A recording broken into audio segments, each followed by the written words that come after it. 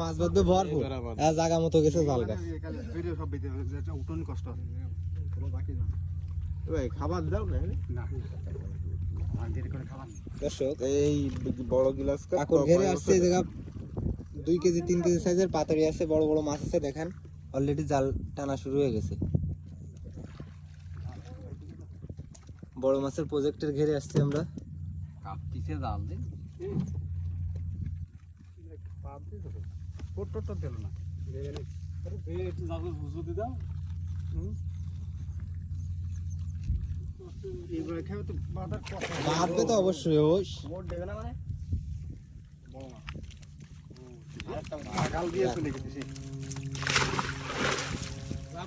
বড় সাইজের আর খেয়াও দিতে হবে না